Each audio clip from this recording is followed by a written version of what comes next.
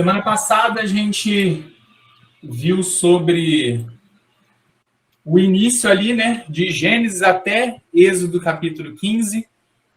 A gente viu desde a criação até o povo hebreu ficar escravizado e aí eles serem libertos por Moisés até a fuga deles pelo Mar Vermelho. Hoje a gente vai estar vendo os 4 livros restantes do Pentateuco. Vamos ver o livro de Josué e a conquista, né, da Terra Prometida. E nós vamos terminar, né, encerrar ali vendo o livro de Juízes e o livro de Ruth, que é todo o período dos Juízes, né? O livro de Ruth também acontece durante o período dos Juízes. E aí, para a semana que vem, a gente já começa a falar das histórias dos reis de Israel. Tá bom? Vamos estar iniciando, então.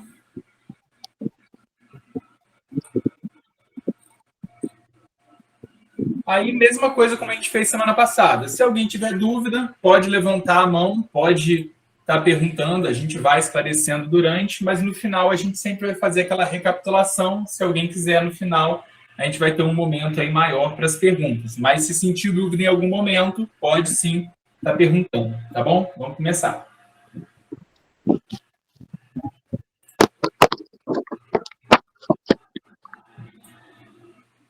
Para a nossa meditação aí, 2 Timóteo 3,16, que vai estar dizendo assim: toda a escritura é inspirada por Deus e útil para o ensino, para a repreensão, para a correção e para a instrução na justiça.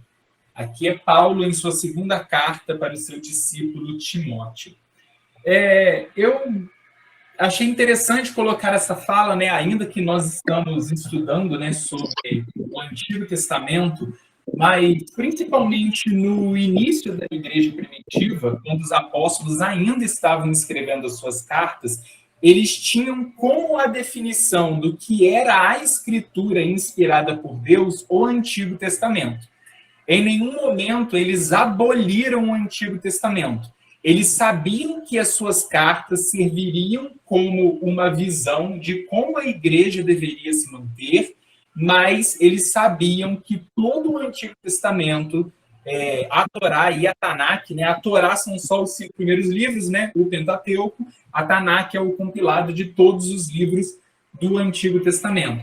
Eles sabiam que isso era a palavra de Deus. E tanto a escritura do Antigo Testamento, como as cartas, os evangelhos e tudo que foi escrito no Novo Testamento, eles sabiam que aquilo era a completude da inspiração divina, mas não poderia ser esquecido o Antigo Testamento. E aí, aqui um pequeno índice, né, do que vai estar sendo a nossa aula de hoje. A gente vai ver o povo na sua peregrinação pelo deserto, até acontecer a aliança mosaica, que são os 10 testamentos, são os 10 mandamentos, a construção do tabernáculo, a legislação, todas as ordens que Deus deu para os judeus, sobre o quesito da murmuração, a conquista da terra prometida, a opressão e a libertação, que aqui é o período dos juízes, e no final a nossa linha do tempo com os principais eventos de tudo que a gente vai estar vendo hoje. Beleza? Então, nosso primeiro ponto, o deserto e a aliança mosaica. Assim que o povo cruza ali, né, em Êxodo 15, eles cruzam o Mar Vermelho, acontece, né, o cântico ali deles celebrando, Miriam, né, tem o fato ali de Miriam estar dançando, celebrando, e todo o povo de Israel, ali os hebreus começam a festejar a libertação que eles tinham acabado de acontecer. E é interessante, né, como nós já falamos na aula passada, Moisés ele não escreve todos os fatos, ele escreve as coisas mais pontuais de tudo aquilo que era importante. E no próprio capítulo 15, eles têm um momento de júbilo, começam a caminhar no deserto, e a partir do 23, já vai ter a primeira aprovação deles, que são as águas amargas em Mara. e o povo, a partir dali, já começa a sua murmuração. Durante todo o episódio do deserto, todos os anos que eles vão estar passando ali, e existem, né, diversos estudiosos, pessoas que fazem a marcação, que falam, as pessoas poderiam ter saído do Egito e chegado na Terra Prometida em 13 dias, poderiam ter chegado em 20 e poucos dias, poderiam ter chegado em 40 dias. Tem gente que fala, né? Foi um ano para cada dia que era para eles andarem. O certo era que é aproximadamente ali entre essas teorias, de 13 a 20 e poucos dias de caminhada. Obviamente, tinham muitos idosos, tinham pessoas feridas, eles tinham que ficar carregando, tinham que parar. Mas se eles não ficassem em montar acampamento e desmontar acampamento, que levava muito tempo, provavelmente essa caminhada teria sido muito mais rápida, muito mais ágil. Mas, como era um povo muito grande e a debilitação ali, né, o povo estar mais fragilizado, então eles demoraram um pouco mais. Ainda assim, eles não levariam mais que um mês de caminhada e levaram os seus 40 anos que nós conhecemos. Então, a gente vai ver bastante hoje sobre a influência da murmuração e o que isso causou no povo. E logo em seguida vai ter a provação, né, da fome, e Deus vai fazer ali a provisão, né? Primeiro Deus provê maná, e aí o povo continua reclamando porque só tinha pão, e aí Deus provê carne, e aí nós ficamos nesse ciclo, vendo o povo sempre estar ali reclamando do que estava acontecendo no deserto. Isso é muito complicado, porque toda essa reclamação realmente gerou muitos problemas para o povo. Acontece, né, o caso deles reclamarem, né, de que ali eles só tinham pão, água e a carne, mas eles não tinham os temperos, né, que eles falam, nós temos saudade das cebolas, dos alhos, das coisas que tinham no Egito, e eles realmente ficavam com uma mentalidade muito presa em tudo aquilo que eles já tinham vivido. E eles não conseguiam estar avançando, ainda continuando ali, prosseguindo, né, em estar caminhando para a Terra Prometida, numa esperança, eles não conseguiam enxergar muito bem de que Deus realmente estava com ele. Ainda Deus tendo feito todos os milagres, as 10 pragas, aberto o Mar Vermelho, feito a coluna ali de vento que ficou separando os egípcios e o povo hebreu, a coluna de fogo, a coluna de nuvem, as codornizes, o maná, a água deixando de ser amarga. Deus fez sinais o tempo inteiro e ainda assim o povo estava todo momento insatisfeito. E aí depois vai ter mais uma prova de sede, né, quando eles chegam em Refidim. E logo em Refidim, quando o povo estava ali se saciando, eles são atacados por Amaleque. Perdão. E Amaleque, quando ataca eles, acontece, né, o caso ali de quando Moisés ele sobe ali sobre a colina que estava ali perto, e ele estende suas mãos, e enquanto Moisés estava com as mãos erguidas, com o seu cajado, o povo conseguia prevalecer na luta. E quando Moisés se cansava e abaixava os braços, aí Amaleque começava a ganhar a luta. E aí Josué sobe ali, e ele junto, né? Josué ali junto vai estar, né? Ele estava, perdão.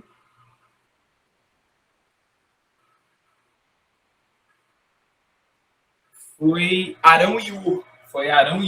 Arão e Ur subiram junto com ele, né, para estar ali. Eles colocam a pedra para que Moisés pudesse estar ali descansando, e eles ficam erguendo a mão de Moisés, mantendo ali a mão dele levantada, e enquanto as mãos de Moisés estavam levantadas, Josué consegue lá embaixo vencer, né, junto com os soldados, aquela primeira peleja, aquela primeira luta que eles passaram no meio do deserto.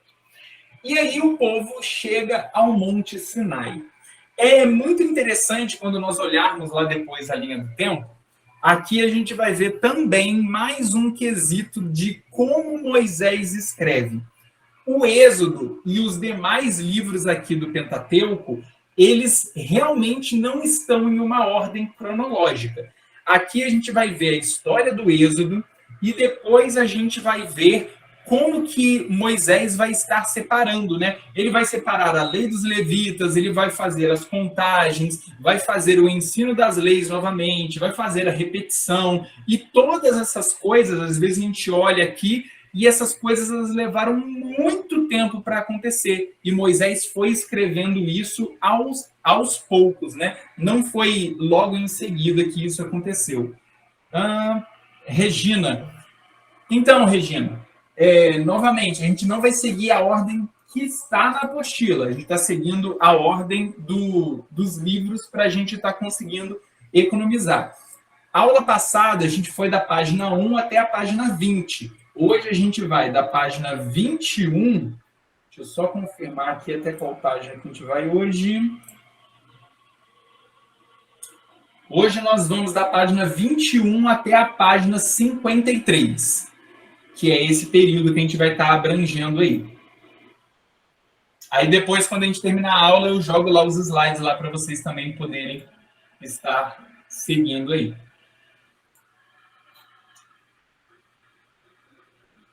Beleza. E quando o povo chega no Monte Sinai, aí no Monte Sinai eles ficam ali realmente durante um bom período. Alguém falou alguma coisa? Tá.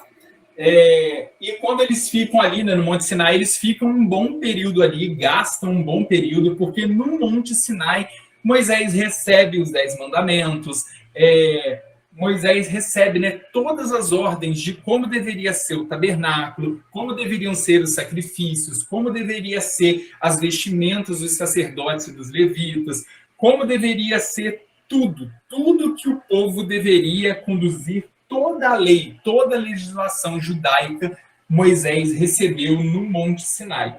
Então, eles ficaram ali um bom tempo, enquanto eles estavam recebendo tudo isso de Moisés, enquanto eles estavam ali, né, construindo o tabernáculo, eles também enviaram os espias para estar verificando como que era a terra, e eles foram, depois voltaram, né, e aí vai acontecer aquele caso de que os espias eles usam a expressão de derreter o coração do povo, né? Em que dos 12 espias, somente Josué e Caleb falam que era possível tomar a terra, e todos os outros demais, os outros 10 príncipes, né? As cabeças ali de cada tribo, eles falam que era impossível, que era uma coisa que eles não deveriam fazer. E aí, no Monte Sinai, realmente, né, se fala muito do Monte Sinai porque eles gastaram muito tempo naquele local. Eles ficaram ali parados durante um bom tempo.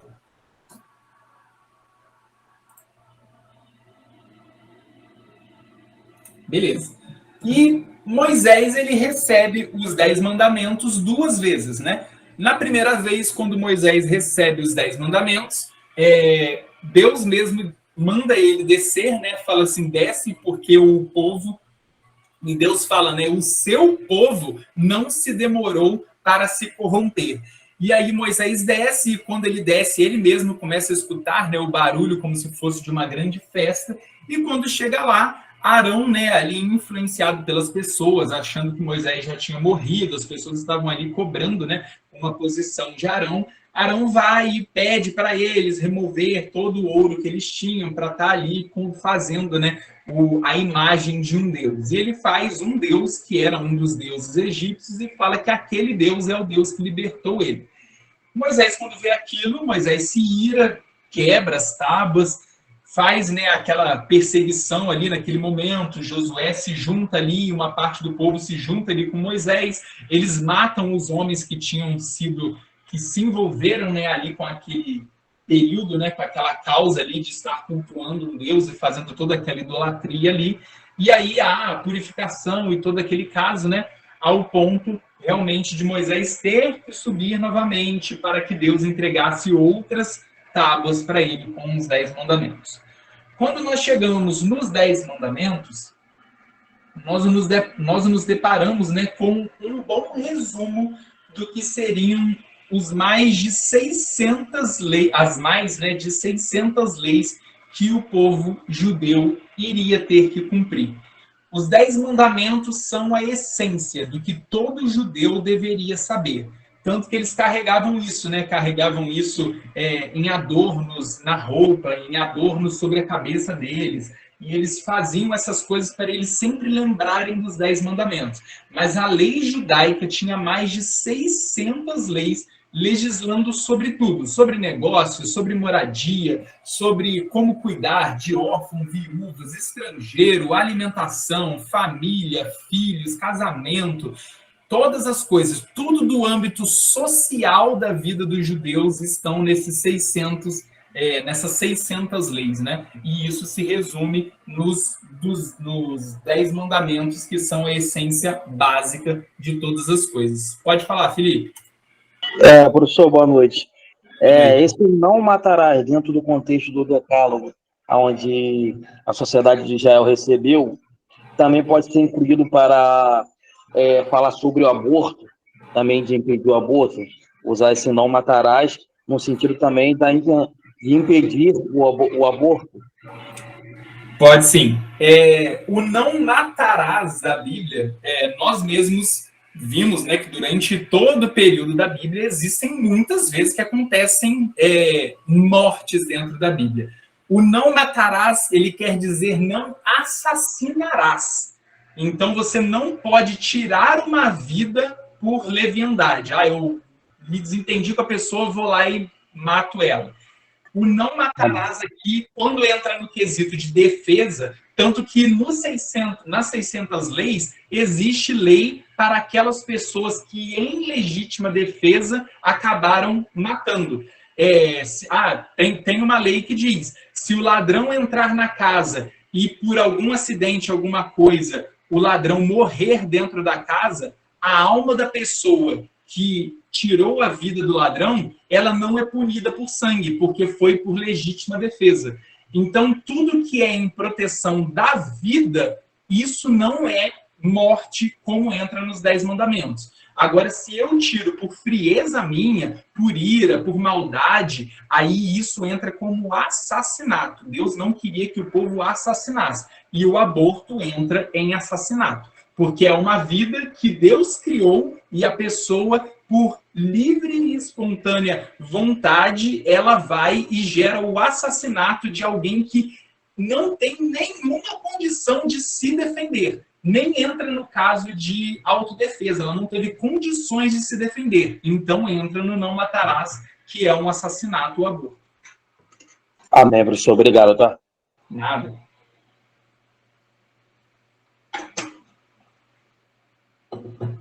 Um outro aqui dos 10 mandamentos, que às vezes pode gerar alguma confusão, né? Vai ter o não matarás, vai ter o não adulterarás, não furtarás, e o 10, o não cobiçarás.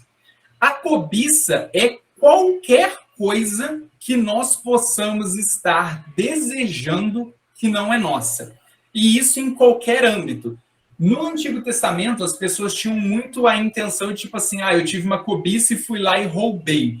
Só que, principalmente quando nós migramos para o Novo Testamento e Jesus transforma toda a lei de uma forma interior, por exemplo, Jesus vai falar, se eu mato, Jesus diz, antigamente, se vocês matassem alguém, vocês eram assassinos. Hoje em dia, aí Jesus fala, na minha lei, se vocês odiarem alguém, vocês já são assassinos no seu coração. Aí Jesus também vai falar, antigamente, se vocês tomassem uma mulher por força, isso era estupro e adultério. Agora, se vocês somente cobiçarem em sua mente, e isso ambos os lados, né? A mulher também pode cobiçar um homem. Se houver cobiça no seu coração, você já é um adúltero. Então, não cobiçarás vai entrar em qualquer coisa que entre a nossa ganância, que entre o nosso desejo de ter coisas que os outros não querem, que os outros têm, né? E nós queremos. Quando nós falamos assim, mas por que fulano tem isso e não tem? Nós podemos ver o próprio salmista, né?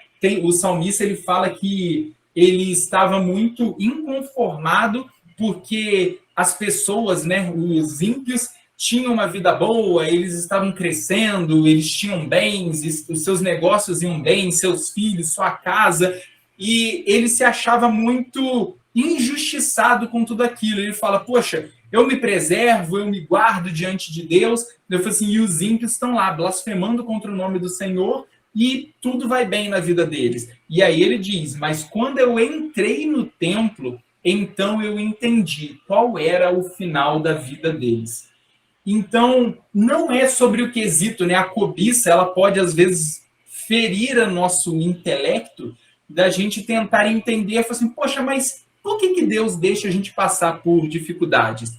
Por que o ímpio, muitas vezes, às vezes ele tem condições boas na vida dele, e às vezes ele não busca nada em Deus, e às vezes ele tem uma vida boa. E isso, às vezes, pode mexer com a nossa mente, com a nossa fé, com a nossa razão. E aí a gente vai e começa a se colocar à disposição de entender como a própria palavra fala. O sol, a chuva, ela vem para justos e injustos. Só que existem muitos tipos de prisão. E para algumas pessoas, o ter muito dinheiro, o estar em uma condição de que ela não precisa de Deus, isso para ela é uma prisão. O próprio Jesus vai falar para os fariseus, eu não vim para vocês, eu vim para quem está doente. Então, todas as pessoas que não estão em Deus estão doentes. Mas Jesus ele vai falar, né? Ele falou assim, se o que você tem em você são trevas, e você acha que é luz, quão terríveis trevas são essas? E é isso que Jesus estava falando, é esse paralelo, de quando a nossa cobiça, a nossa maldade, aquilo que está dentro de nós, e o próprio Moisés, desde o Antigo Testamento, ele vai falar sobre isso, né? De que para Deus o que importa não é a circuncisão, é ter um coração circuncidado. Porque não adianta nada guardar os 10 mandamentos. O jovem rico falou para Jesus, eu guardo todos os 10 mandamentos, o que me falta para ganhar o céu?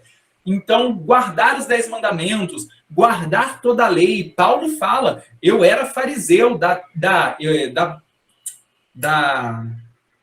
tradição mais severa, então eu guardava, ninguém conseguia achar erro em mim, né? Eu era irrepreensível diante da lei, ele guardava toda a lei judaica. Então, guardar a lei e aquilo não transformar o nosso coração, essa é a principal diferença. Nós lermos, meditarmos na palavra, isso é fundamental, isso fortalece a nossa fé e nos dá força no dia mal, no dia da dificuldade, mas essa palavra ela tem que transformar a nossa vida. Se a palavra não entra em nós e não transforma a nossa vida, quem nós somos e como nós agimos, então a palavra ela não conseguiu criar raiz em nós.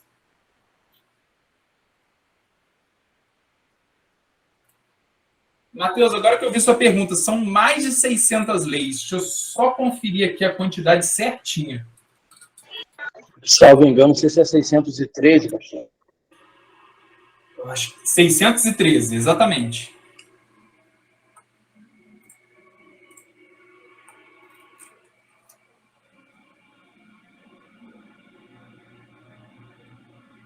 Beleza, gente. Vamos continuar. E aí a gente chega no tabernáculo. Os levitas, o serviço e a purificação. Essa purificação, ela vai remeter muito ao Novo Testamento. Porque no tabernáculo acontecia aqueles ciclos repetidos. Se a pessoa cometia tal pecado, ela tinha que voltar ao templo para oferecer uma oferta para ela receber ali a purificação, transitar os pecados dela para o animal e o animal ser oferecido em seu lugar. Tinha as ofertas anuais que o sacerdote, né, o sumo sacerdote, ele entrava no Santo dos Santos para estar oferecendo ali. Então era realmente uma rotina, né, de todo esse afazer ali dos sacerdotes em estar purificando constantemente o povo, porque o povo continuava em pecado, ele sempre errava, ele tinha os seus conflitos, todas as coisas, né? A gente vai ver que o próprio sogro de Moisés, né, Jetro, vai ali dar o conselho para ele, levanta líderes dentro de todas as tribos, porque só Moisés ele era o juiz. Então ele ficava dias e mais dias e mais dias, tipo assim, em horas incansáveis, julgando os conflitos que aconteciam dentro do povo.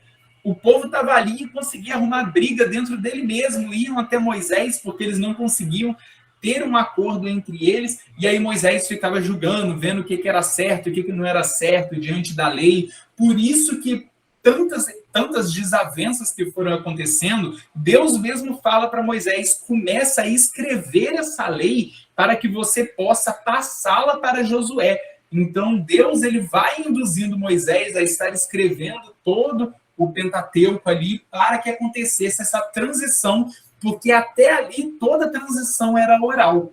Moisés ia, falava para o povo qual que era a lei, só que de cabeça, gravar 613 leis é muito difícil. Em alguma coisa, pelo menos, o povo ia tropeçar. Então, por isso que eles tinham os mandamentos, né, ali anotados, para que eles ficassem realmente numa leitura, ficar ali repetindo aquela leitura, para que eles tivessem cada vez mais entendimento do que Deus queria.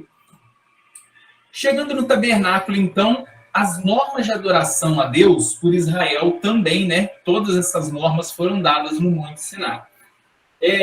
No Monte Sinai, ali, sobre o tabernáculo, eles receberam as instruções de como deveria ser a construção, todos os materiais, as medidas, as proporções, as instruções acerca dos sacerdotes, como deveriam ser as roupas, como deveriam ser os turnos de troca entre eles, como que eles iam se dividir, quais eram as tarefas que eles iam ter que fazer, as tarefas no arraial, no átrio, no santo lugar e no santíssimo lugar, todos os descartes, o que eles tinham que tirar do templo e jogar no deserto, tudo. Quais eram os animais para cada tipo de sacrifício, todas essas coisas estavam todas documentadas, era muito bem alinhado, muito bem escrito toda a lei de Deus para estar realmente direcionando o seu povo. Tinha também o quesito, né, sobre o pecado da idolatria, porque no deserto eles iam caminhando e em alguns momentos eles encontravam com outros povos. E a partir dali Deus também começa a exortar o povo para não se misturar com povos estrangeiros. Deus realmente queria que Israel ficasse separada para eles evitarem, né, essa idolatria. E temos também a implementação das instruções divinas, né? Moisés recebe isso tudo, durante um bom pedaço dos livros, Moisés vai recitando, né? Ele vai falando ali a lista de materiais, todas as coisas que eram necessárias.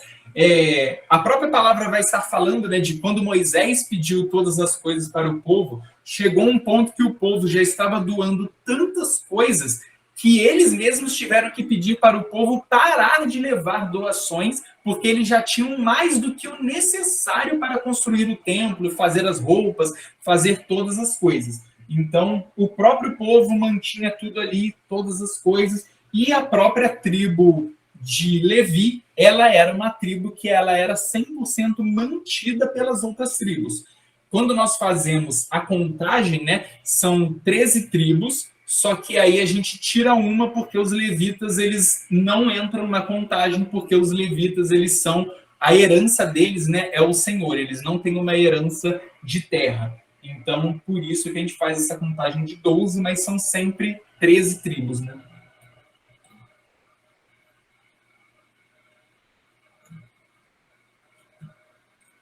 As leis para as ofertas. Aí agora a gente já entra aqui realmente no livro de Levíticos. O livro de Levíticos ele era realmente o manual do que todos os levitas deveriam fazer. Aí entram as regras para como deveria ser feito o holocausto e os tipos de holocaustos que existiam, as ofertas de manjares, os sacrifícios pacíficos, a oferta pelo pecado não intencional, a oferta pela culpa, a santificação dos sacerdotes, a ordenação de Arão e seus filhos, os sacerdotes tomam posse. Então, desde o início de Levíticos até Levíticos 9, a gente vai ter toda essa introdução de como foi essa transição, né? Porque Moisés ele estava ali num cargo de fazendo realmente todas as coisas. Todas as tarefas, todas as atribuições caíam sobre Moisés. E aí Moisés começa a compartilhar isso. o caso de ser juízes, né, de pessoas que estavam tomando, ele levanta príncipes, né, anciões do meio de cada tribo, e aí ele vai estar colocando dentro de cada tribo pessoas para estarem julgando esses casos. Quando era um caso muito grande, o juiz ele direcionava esse caso para Moisés, mas geralmente parava sempre dentro de suas próprias tribos mesmo. E aí Moisés agora ele começa a compartilhar esse caso também agora que Deus direcionou para ele de estar conduzindo o povo na sua adoração, na sua santificação e na sua purificação. E aí existiam, né, os tipos de holocaustos, manjares, ofertas pacíficas. Esse caso aqui dos pecados não intencionais, eles entram, né? Poderia entrar o caso da purificação da mulher, quando a mulher entrava no seu ciclo, não era tomado, né? Por isso que é um pecado não intencional, né? Não era um pecado assim por dizer, mas são todas as coisas que o ser humano tinha que fazer a sua purificação. Aqui a gente pode falar se a pessoa pegava algum tipo de doença, ela tinha que se purificar e depois ela voltava a ter contato com as coisas. Então, todas essas coisas, nós podemos falar que aqui era a vigilância sanitária da Bíblia. Eram os quesitos que tinha que tomar cuidado com a saúde, os problemas, infecções, todas essas coisas para estar realmente purificando o povo.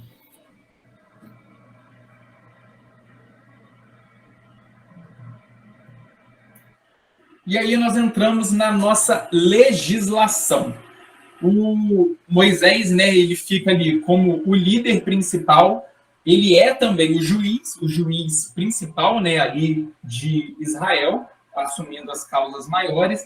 Ele se tornou o profeta, e Moisés, ele é, para o judaísmo, o maior profeta que houve, e ele era também um intercessor.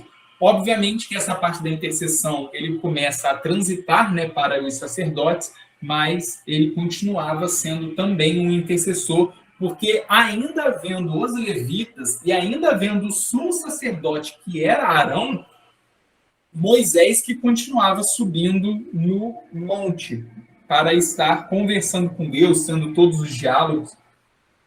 E é interessante porque quando o tabernáculo já está pronto, Moisés entrava na nuvem de Deus, tanto que quando ele sai, o rosto dele fica ali reluzindo, e aí as pessoas ficam assustadas com a luz que saía do rosto de Moisés. E quando as pessoas começam a falar, nós queremos ter também contato com Deus, só você que tem, só você que sobe. E aí Deus fala, tudo bem, fala para eles se purificarem que eu vou estar falando com ele. E aí acontece, né, o caso de que o Monte Sinai treme, saem raios, trovões, começa ali a tremer a terra, né, ter terremotos, e as pessoas ficam com muito medo. Então eles começam a entender qual era essa profundidade de relacionamento que Moisés tinha com Deus. A maioria ali, a massa do povo, teve medo de Deus, não conseguiu se colocar na posição de estar firme perante Deus, mas Moisés, por isso que ele tinha esse relacionamento tão íntimo com Deus, porque ele se tornou ali alguém muito próximo, que estava sempre em relacionamento com o Pai.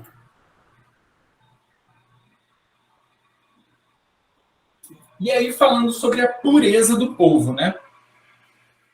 A pureza do povo, ela vinha da alimentação, e aqui a gente entra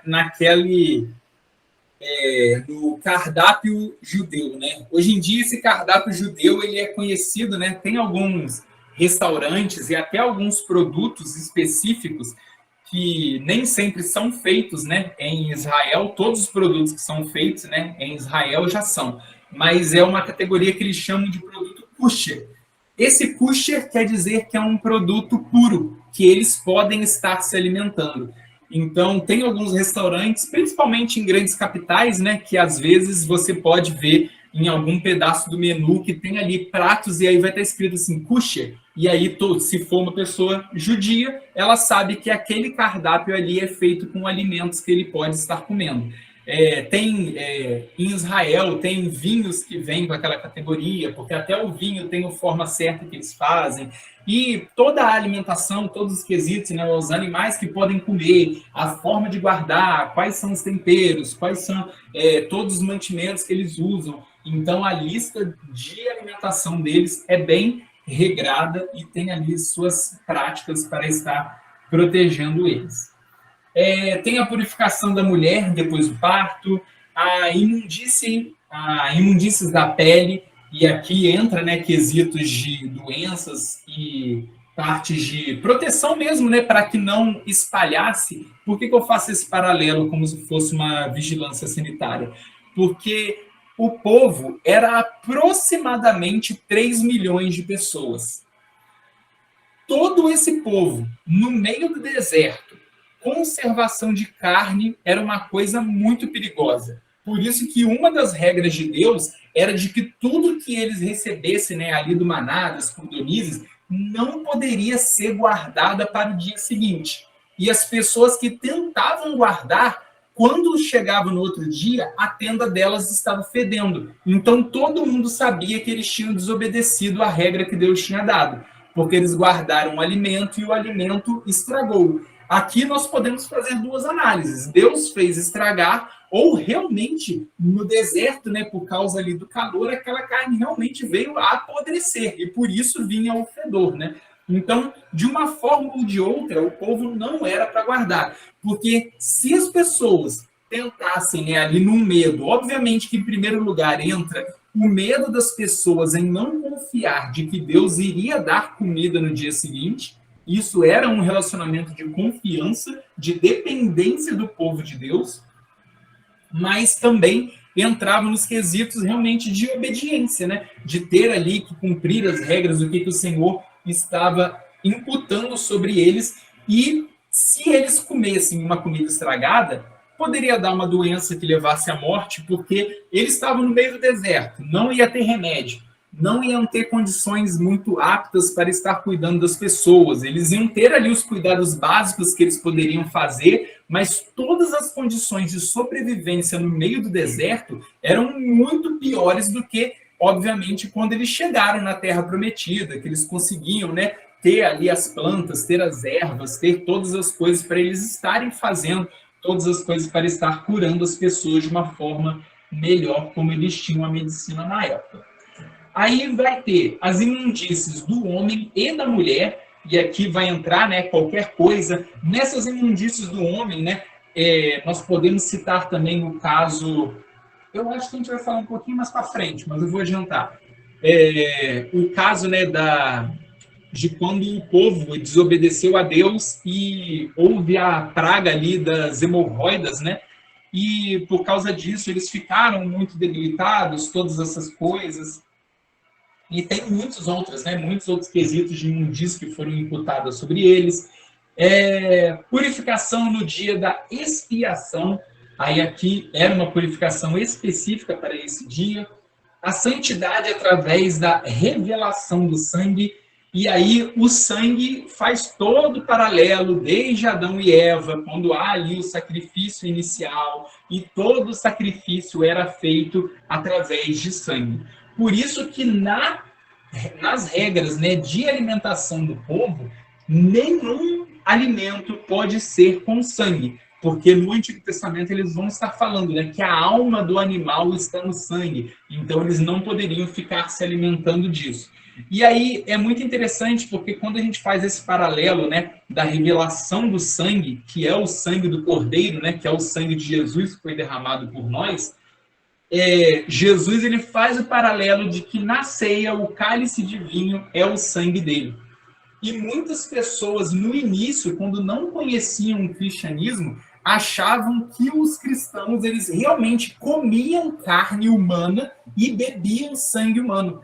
E a igreja primitiva, no início, ela foi tomada realmente como uma seita. Os romanos achavam que aquilo era um absurdo, era um culto que comia pessoas, eles achavam que era um culto de canibais, até que realmente foi expandindo, né? E as pessoas realmente entendiam que era um pão que eles falavam, que era o corpo de Cristo, e o vinho que representava o sangue de Cristo. Então, não havia, né, ali a transfiguração ou a materialização do corpo e do sangue realmente, mas havia todo o quesito dessa revelação. O Antigo Testamento ele vai ser lotado dessa tipificação que nós podemos fazer com o Novo Testamento. E aí nós vamos ter aqui a santidade através dos padrões morais. A moralidade do povo hebreu era muito grande, deveria ser seguida à risca. Tanto que nós podemos ver isso sendo repetido várias e várias e várias vezes. Aqui na moralidade, nós podemos falar sobre leis de não roubar, roubar gado, roubar alimento, de não infligir, né? Aí na lei moral, que eles falam, né? Para o filho não se deitar com a esposa do seu pai, com a esposa do seu tio, com a esposa do seu irmão. E aí eles vão falando, né, sobre todos os tipos de relações ali incestuosas que poderiam, que não eram para acontecer no meio do povo. Sobre o quesito de pagamentos, sobre o quesito de compras, sobre o quesito de terrenos. E é interessante porque todas essas leis aconteceram no deserto e eles nem tinham ainda suas terras que eles iam ter que lutar para conquistar ainda. Mas Deus já estava dando as regras de como eles deveriam agir na terra prometida. Obviamente que uma boa parte, principalmente essas leis morais, elas eram muito aplicadas durante os anos que eles ficaram no deserto, mas uma boa parte das leis só começaram a acontecer depois que eles tomaram realmente as suas terras, quando eles tomaram a terra prometida. Mas as leis morais, elas são bastante, elas vão do capítulo 18 até o capítulo 22. Então, ali toda a lei de como que o povo deveria agir, o que era certo, o que era errado, o que Deus abominava. Então, tudo aqui nesse período aqui nós vamos estar encontrando a lei moral do povo. E tinha uma lei sobre todas as festas que o povo tinha que ter ainda. E realmente algumas leis aqui, né, vai bater com o que a gente falou, algumas leis só aconteceram anos depois de quando o povo já tinha tomado, né? Uma dessas leis é a lei das primícias, né? Porque no deserto eles não plantavam. Então, eles tiveram que conquistar a terra, e depois de muito tempo eles conseguiram ali arar a terra, plantar a terra, esperar dar a colheita, para aí sim, no próximo ano, eles chegarem na festa das primícias, né? Para poder estar entregando todas as coisas.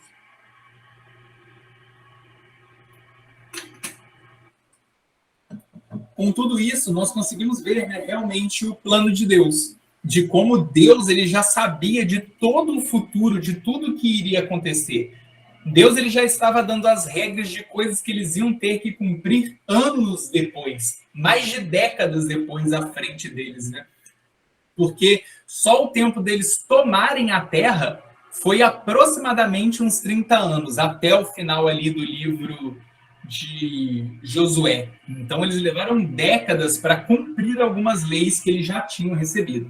Pode falar, Felipe.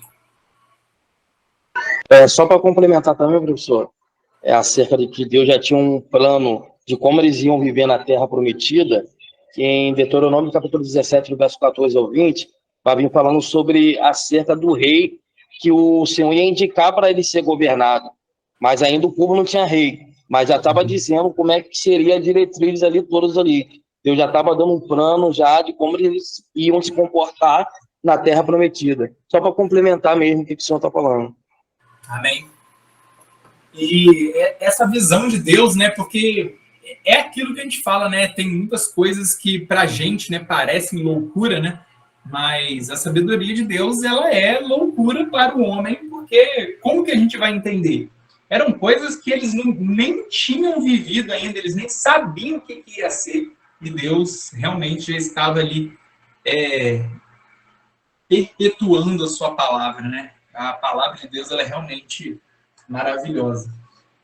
E sobre as festas, né? Eles tinham, Israel, né? Tinha muitas festas. Tinha a festa do sábado, a Páscoa, as primícias, Pentecoste, a festa das trombetas, e tinha também o dia da expiação.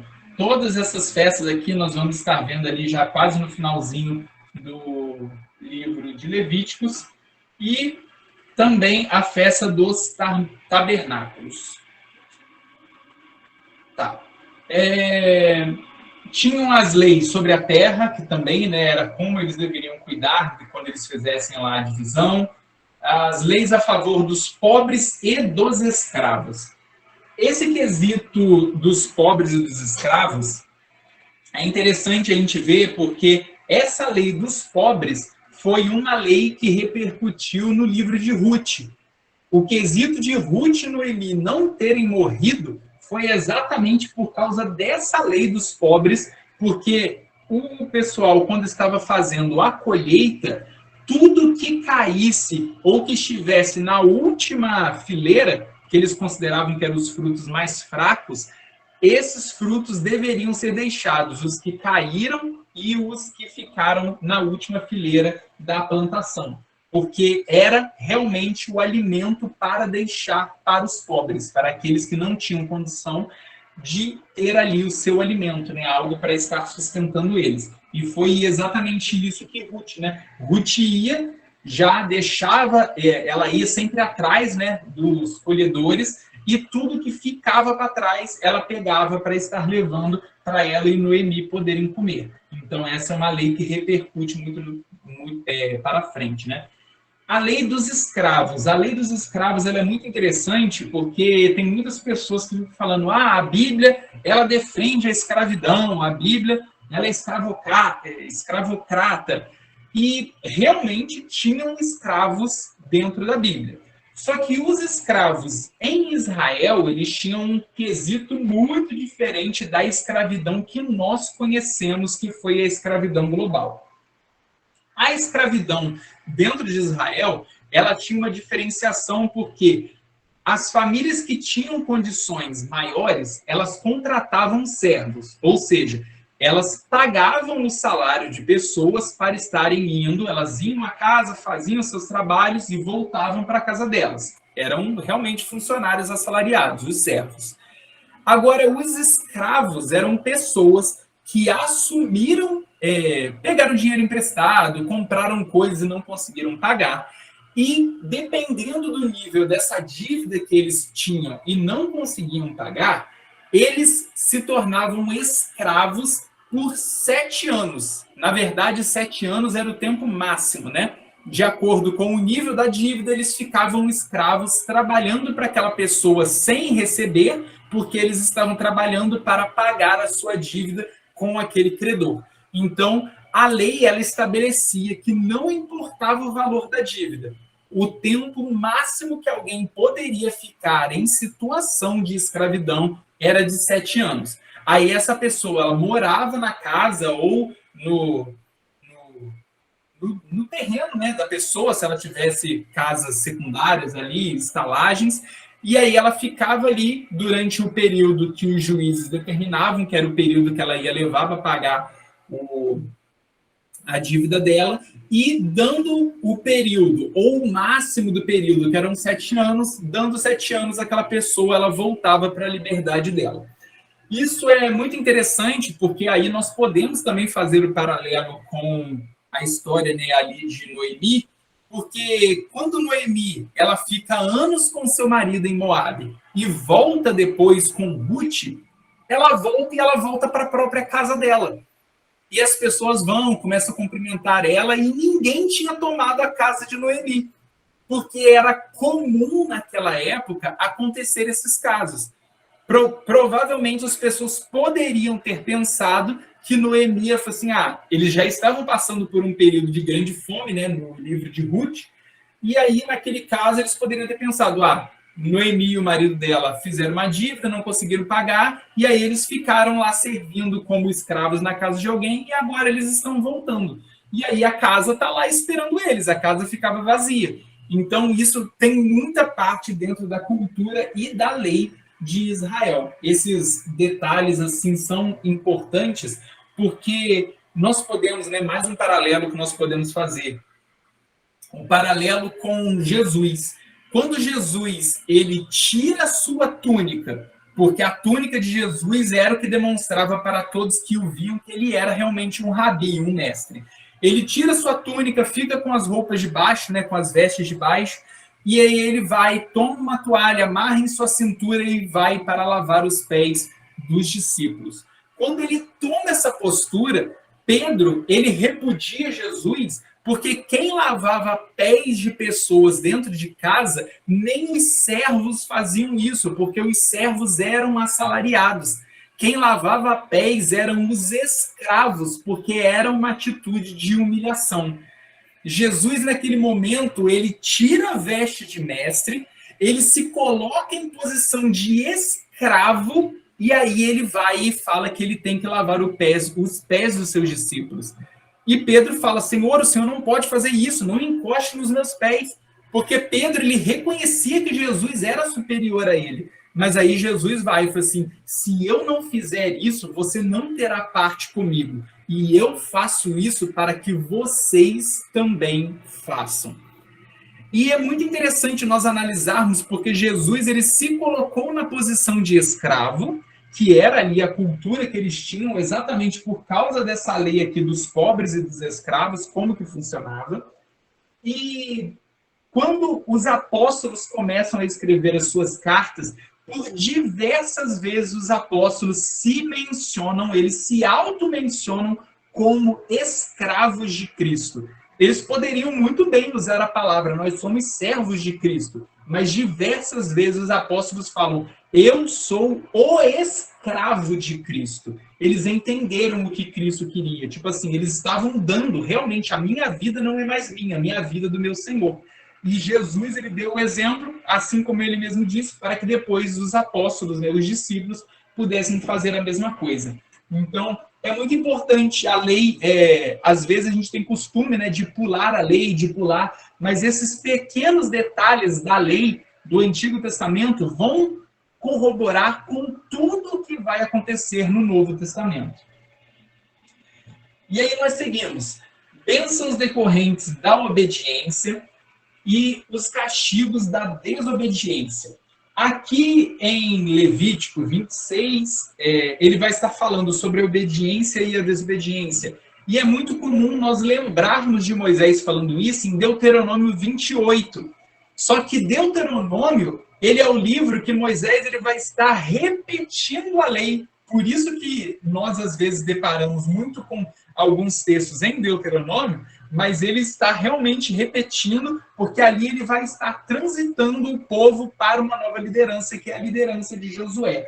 Então, a primeira vez que nós vemos falar sobre a obediência e a desobediência é em Levíticos, capítulo 26. Os votos particulares e sobre as dízimas. Aqui começa a lei, né, sobre dízimo, e nós vimos, né, na aula anterior, o próprio Abraão, muito antes de haver a lei do dízimo, ele já dava o dízimo, né, ele tinha ali a sua partilha, ele deu o dízimo ali para Melquisedeque, e aqui Moisés, ele coloca de forma realmente definitiva como era a lei do dízimo. A lei do dízimo no Antigo Testamento, ela é diferente do que hoje nós conhecemos como dízimo na igreja. Hoje, realmente, nós damos a 10ª parte daquilo que nós recebemos, como nosso sinal de fidelidade, né, pelo Senhor estar nos provendo em todas as coisas. Mas o dízimo no Antigo Testamento, ele existia muitas formas de dizimar. Você podia dizimar sobre o seu ganho, você podia dizimar sobre animais, você podia dizimar sobre a colheita. E com isso, eram tantas formas de dízimo, algumas eram mais do que o dízimo, eram algumas porcentagens, podia chegar a 1/3, 1/4, e tinha essas quebras, né? Tipo assim, uma vez no ano vocês têm que trazer tanto, aí de tempo em tempo tem que trazer o dízimo disso, tem que trazer dos animais, tem que trazer do produto da terra. Então acabava que era realmente uma oferta muito maior do que hoje mesmo nós conhecemos. Eles tinham, né, todo esse quesito do dízimo bíblico do Antigo Testamento, eram vários tipos de oferta que o povo dava.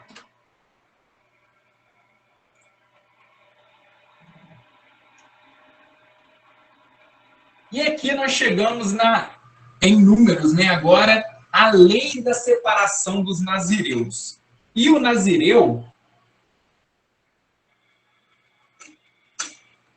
é uma lei muito importante porque vários personagens da Bíblia foram nazireus, né? Geralmente as pessoas lembram muito de Sansão, que era um dos nazireus da Bíblia. Não podia, o nazireu ele entra na lei da purificação do povo, porque era realmente um voto. Deixa eu só voltar aqui porque é interessante, né? Porque tinham os votos particulares que as pessoas faziam e tinha a lei dos nazireus. Ambas leis, elas se somam, porque é um voto que os pais fazem sobre o filho, ele é um voto de total santidade, um voto de purificação, aquela pessoa tinha que ter a vida mais regrada possível, e essas pessoas que tinham esse alto nível de separação das coisas, até mesmo do que a lei mosaica permitia, eles eram os nazireus. Eram pessoas que eles consideravam realmente que eram pessoas separadas totalmente para estarem tendo ali um relacionamento, né? Serem realmente usadas como profetas, como sacerdotes e como os juízes também. Alguns dos juízes, né? A bênção sacerdotal, que hoje nós vemos, né? Existem dois tipos de bênção, existe a bênção sacerdotal e a bênção apostólica. Aí depende da variação, tem igrejas que usam a bênção sacerdotal, tem igrejas que usam a bênção apostólica, tem igrejas que usam a sua própria bênção, né? Criam ali dentro de sua própria doutrina outras formas, né? Geralmente baseadas realmente em algum versículo, mas geralmente as duas principais bênçãos que a gente vai encontrar na Bíblia é a sacerdotal e a apostólica.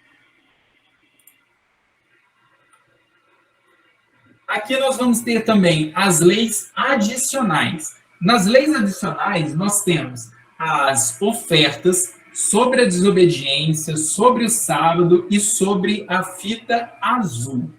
Nessas leis adicionais, elas realmente são como a gente conhece hoje, né, como as emendas, né? Moisés, ele volta sobre alguns tópicos que ele já tinha falado e ele adiciona mais algumas regras sobre esses quesitos que nós estamos falando. A única adição realmente que é a parte aqui no meio disso tudo é sobre a fita azul.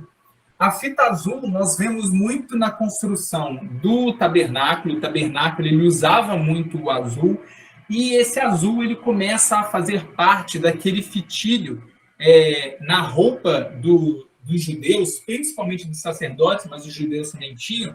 Eles tinham uma fita, uma corda que eles amarravam ao redor de sua cintura, e essa corda, ela tinha uma fita azul que era trançada ali dentro. E dentro dessa trança, ela se dividia em 10, e cada um dessas divisões era para eles lembrarem de um dos 10 mandamentos, né? Era o cordão azul, né? Esse cordão azul, ele tem muitos simbolismos. Ele vai falar sobre a orla e de que a orla ela é santificada, né? Ela é purificada, de como o óleo que desce sobre a cabeça de Arão e vai descendo sobre o seu vestido e molha as suas orlas. E aí é por isso que quando acontece, né, mais um paralelo que nós podemos fazer com o Novo Testamento, quando acontece o caso da mulher do fluxo de sangue, e ela vai e ela fala, se eu apenas tocar nas orlas de suas vestes, eu serei sarada. E ela vai, se esgueira no meio da multidão, e ela vai, se abaixa, e ela não toca no ombro de Jesus, na cintura, na cabeça, ela se abaixa para tocar na orla de suas vestes, porque eles tinham essa tradição de que a orla, ela era aonde eles mantinham, né, por causa desse azul, do fitilho, que era o lembrete da santidade que eles deveriam que eles deveriam manter, né? Então, por isso que a mulher do fluxo de sangue toca na orla de Jesus, porque ela se lembrou do que a lei dizia na lei do fitilho azul, que era para guardar os mandamentos e aonde descia o óleo e purificava a pessoa. Deveres e rendimentos dos sacerdotes e levitas. Aqui era como eles faziam as escalas, né? Eu falei assim, de tanto em tanto tempo vai trocar, e quando trocar tem que acender novamente o pavio, tem que verificar tem que tirar as cinzas, tem que colocar nova lenha, tem que colocar óleo para queimar novamente, e todas as regrinhas que eles tinham para estar fazendo ali a manutenção. Verificar como que está o pão, como que está isso, como que está a manutenção, as limpezas, as trocas de turno, do lado de fora, interno, todas as coisas. Era muito bem regrado todas essas leis aqui de rendições deles. As leis referentes aos votos, mais uma vez, eles vão falar sobre isso, sobre os votos que se faz a Deus. Mais uma vez, ele vai ter uma emenda nas leis de herdeiras. Essa lei das herdeiras, ela também é importante, porque aqui acontece de quando o pai não tinha filhos, e aí as filhas vão se queixar com Moisés. Ela falou assim, poxa, o que vai acontecer com tudo que o nosso pai tem, porque ele não tem filho? Eu falei assim, e quando ele morrer, isso vai passar para quem? E aí Moisés faz essa emenda e fala que se o homem não tiver filho, quando ele falecer, tudo que ele tivesse era dividido entre as suas filhas, as suas herdeiras. Depois vai ter as leis acerca da idolatria, o que não era permitido, o que eles deveriam remover do meio deles. Aí aqui a gente já entra em Deuteronômio. As leis reguladoras da adoração de Israel, como deveria ser a adoração, o tempo, de quanto em quanto tempo, quais eram as formas, o que eles deviam fazer. Aí aqui nós podemos falar, né, quando o povo se contristava, tinha que fazer, né, retirar as suas vestes, colocar panos de saco, jogar cinza sobre a cabeça. Se for uma festa, tem que celebrar, tem que tocar. Tinha a lei de como tocar o chofar, quais eram os tipos de toques, se era para congregar, se era para levantar, se era para dividir entre as tribos, se era para levantar para a guerra, se era de proteção, se era de atenção, se era dia de expiação. Eram muitos tipos de toques e muitos tipos, os regulamentos, né, de como Israel deveria fazer a sua adoração.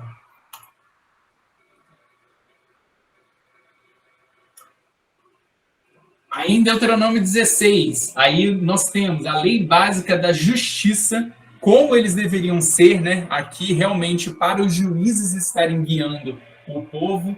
A legislação civil geral, tudo que as pessoas tinham direito, que elas tinham deveres, quais eram as proibições. A lei da propriedade do irmão, que era aqueles casos, né? Um irmão morreu sem filhos, então o outro irmão ele vai toma a esposa, toma a herança para poder dar prosseguimento.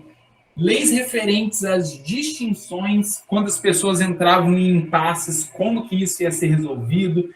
Leis que governam a moralidade pessoal e em família. Então, o que eles deviam guardar para portar-se como pessoas, como eles deviam se portar dentro da sua casa, as responsabilidades de cada uma das pessoas no lar, né, da esposa, do marido, dos filhos e todas essas coisas. As leis referentes à justiça econômica e social. A justiça social, ela é um termo que, infelizmente, foi muito deturpado. A Bíblia fala, sim, sobre justiça social, o termo correto da tradução é justiça social, só que quando a gente escuta hoje em dia falar sobre justiça social, parece que é plano estatal, é programa do governo, e isso não é justiça social. Quando nós falamos de justiça social ao molde bíblico, é quando a comunidade, com os seus próprios bens, faz caridade e ações.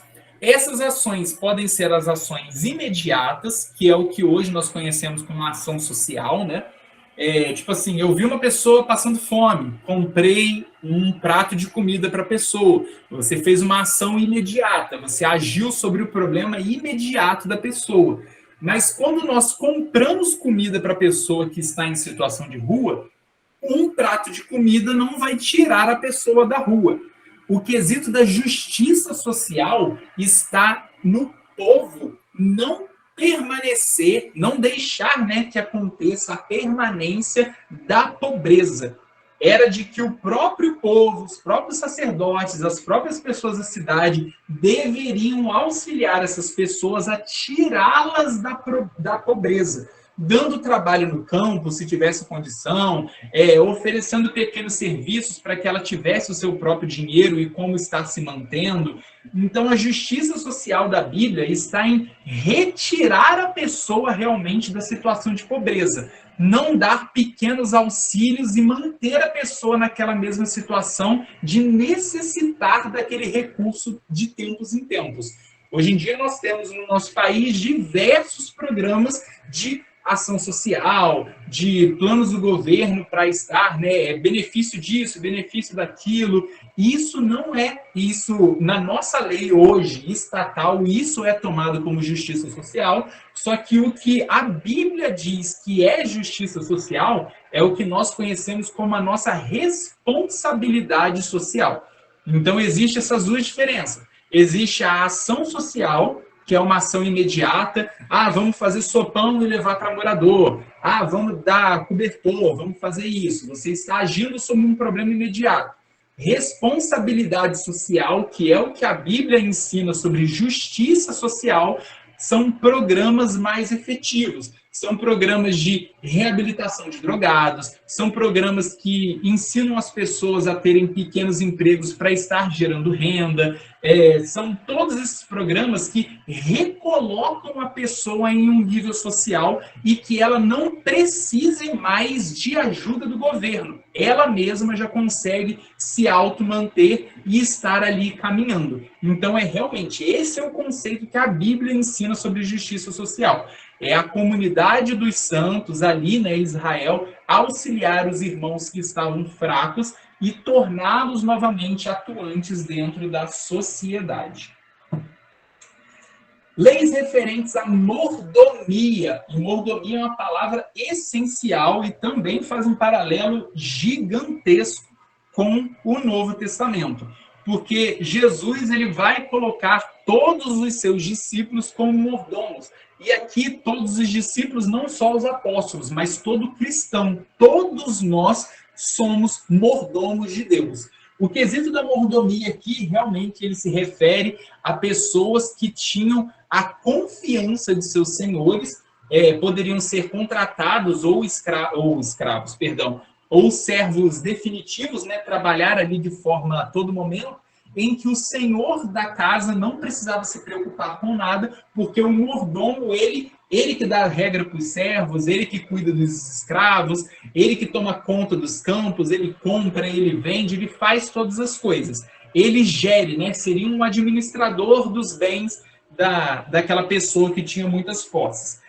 Como nós fazemos esse paralelo para o Novo Testamento, aí nós fazemos a mordomia da nossa vida e de tudo que Deus nos confia. Nosso trabalho, nossa família, filhos, estudo, casa, todos os bens que nós temos, o nosso ministério, nossos dons, talentos, tudo que nos foi confiado na nossa vida, seja pouco ou seja muito, isso é algo que Deus vai cobrar de nós. Porque o Senhor, Deus é o nosso Senhor, e cabe a nós tomar conta de tudo que Ele nos deu para estarmos dando conta da confiança que Ele teve conosco de estar tomando conta de tudo que nós temos nessa terra, porque Ele nos deu.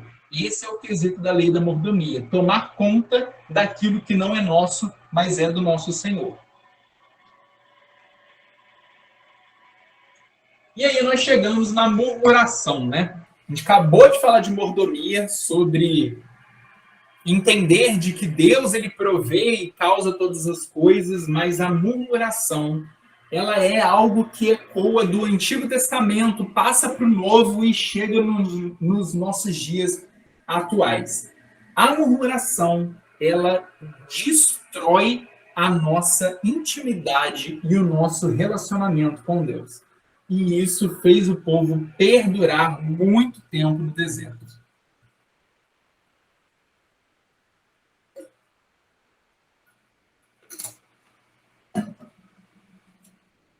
A murmuração, ela é tomada como desobediência a Deus.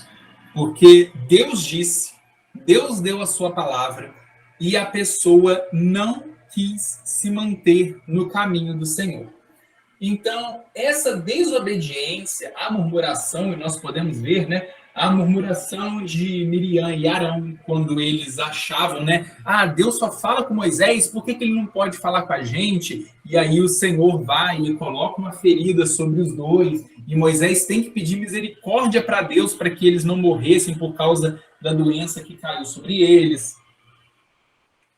Depois vem os espias, né? Os espias são enviados, 10 fazem o povo se entristecer, porque eles não acreditavam que era possível tomar a terra.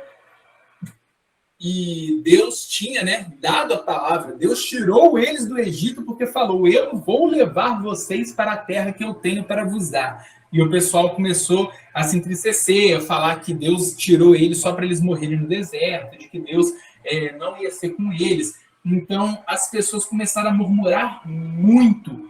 E aí vem também a rebelião de Coré, mais uma pessoa que também falava que, por que Deus só fala com Moisés? Ele pode falar com qualquer outro levita, com qualquer sacerdote. E aí vai, por causa desse levante, né, dessa murmuração, o Senhor vai e tem aquela cena, né, de que a terra engole Coré, a sua tenda e tudo que ele tinha engolido, né, com todos os seus. E aí vai, né, Coré, Datã e Abirã, né, é a rebelião dos 3 contra Moisés. E por causa de todas essas rebeliões, dessas murmurações e desobediências, nós chegamos no caso da serpente de bronze. Deus, ele se entristeceu tanto com toda essa murmuração que ele envia uma praga para o meio do seu povo. Ele envia serpentes, quem era picado pela serpente ficava, né, com uma doença, provavelmente com uma febre muito alta, e por causa dessa doença, as pessoas estavam quase morrendo.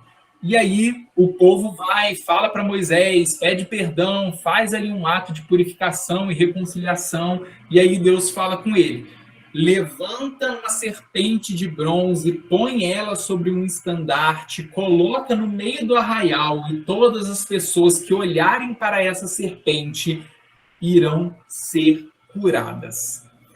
Esse é um dos maiores paralelos, uma das maiores tipificações do Antigo para o Novo Testamento. A serpente de bronze estendida sobre o baluarte, né, sobre o estandarte, ela é a tipificação de Jesus na cruz. Todos aqueles que olham para ela, né, que olham para ele na cruz, são salvos, são restaurados, né? Obviamente não é pelo olhar, né? É pelo se quebrantar, é realmente ter em Cristo aquele que vai levar sobre si o nosso pecado. Esse é o paralelo que nós fazemos, né? Então, tanto no Antigo Testamento, como a serpente de bronze cravada ali, tanto para o Novo Testamento, como Jesus crucificado, ao olharmos, nós vemos que existiu a purificação. Houve ali a transferência, né? Foi arrancado de nós o peso do nosso pecado e transferido para Jesus, para a nossa purificação e novamente termos aliança com Deus. E aí, quando nós chegamos aqui, nós podemos ver também os esforços de Balaão, né, para amaldiçoar a Israel. Balaão ali foi uma transição da qual o povo queria passar para chegar na terra prometida, e Balaão não queria deixar, porque Israel já tinha feito outras guerras e Balaão estava com medo do povo de Israel passar por ali e acabar tomando a terra dele. E Balaão, ele vai, né? Balaão, na verdade, ele é contratado para amaldiçoar o povo, né? O rei ali, ele contrata Balaão, e Balaão tem aquele caso, né, da mula falar com ele, da jumenta, e todo aquele quesito, ele recebe dinheiro para estar profetizando contra Israel, só que quando ele chega lá, ele tenta profetizar várias vezes, não consegue, e quando ele profetiza a bênção. Ele fala que ninguém poderia se levantar contra o povo de Israel e tudo aquilo que Deus disse iria acontecer. Então, aqui nós vemos, né, que ninguém pode se levantar contra o povo de Israel, porque a aliança de Deus estava com eles, né? Até porque o próprio nome de Israel, como nós vimos na aula passada, é aqueles que lutam com Deus, né? Ou seja, que lutam a luta de Deus. Deus está a favor deles. Por isso que não é possível vencer o povo de Israel. E nós vemos também a nomeação do sucessor, né, de Moisés, de Josué, ali assumindo essa posição diante do povo, a fixação das tribos além do Jordão, em Números 32, e a orientação para a divisão de Canaã. Então, aqui nós já vemos que já tinha como que ia ser, né, essa divisão, eles já sabiam qual era o terreno que eles iam dominar. Então, antes deles terem o terreno, eles já sabiam como ia ficar a divisão desse terreno. E eles se colocam aqui na posição já para poder atravessar o Rio Jordão, e a partir dali Moisés não vai seguir mais com eles.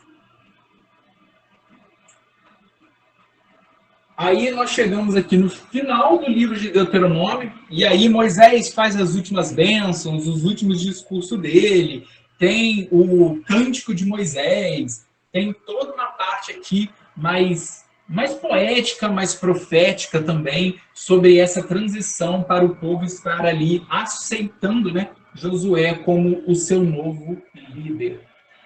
Bênçãos, aí vai vir, né? Bênçãos sobre a obediência, recitando novamente, né, a lei, e aí tem Deuteronômio 28. As consequências da desobediência, que é a continuidade de Deuteronômio 28, né? É interessante porque no Deuteronômio 28, do verso 1 ao 14, são as bênçãos. É o que vai acontecer se as pessoas obedecerem à lei de Deus. Mas do verso 15 até o 67, são todas as maldições que viriam sobre o povo se eles desobedecessem à lei de Deus. E tudo o que está escrito ali na parte da desobediência e das maldições aconteceu. Para mim, a parte mais grave que tem nessas desobediências, né, nesses castigos, nessas maldições, é quando diz que o povo passaria por uma fome tão extrema de que eles chegariam ao ponto de comerem os seus próprios filhos. E isso acontece mais de uma vez em Israel.